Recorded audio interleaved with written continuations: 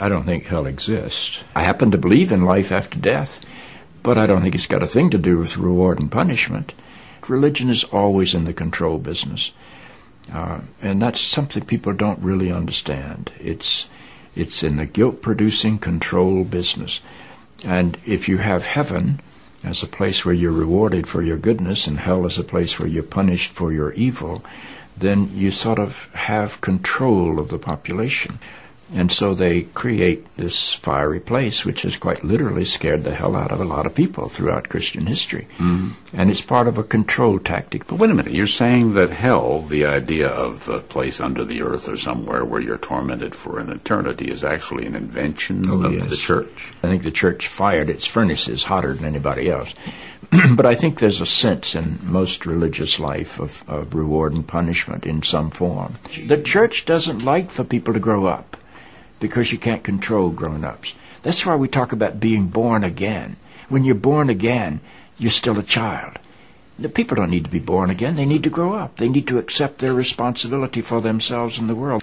What do you make of the theology, which is quite prominent these days in America, which is that there is one guaranteed way not to go to hell, and that is to accept Jesus as your personal Savior? Yeah, I grew up in that tradition. Every church I know claims that we are the true church, and they have some ultimate authority. We have the infallible Pope, we have the inerrant Bible. The idea that the truth of God can be bound in any human system, by any human creed, by any human book, is almost beyond imagination for me. I mean, God is not a Christian. God is not a Jew or a Muslim or a Hindu or a Buddhist. All of those are human systems which human beings have created to try to help us walk into the mystery of God. I honor my tradition. I walk through my tradition. But I don't believe my tradition defines God. I think it only points me to God. You and I are emerging people, not fallen people. Our problem is not that we are born in sin. Our problem is we do not yet know how to achieve being fully human.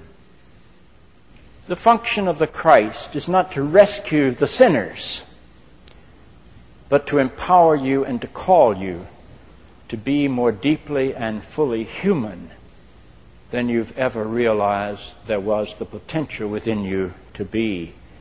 Maybe salvation needs to be conveyed in terms of enhancing your humanity rather than rescuing you from it. Life is a startling and wondrous experience.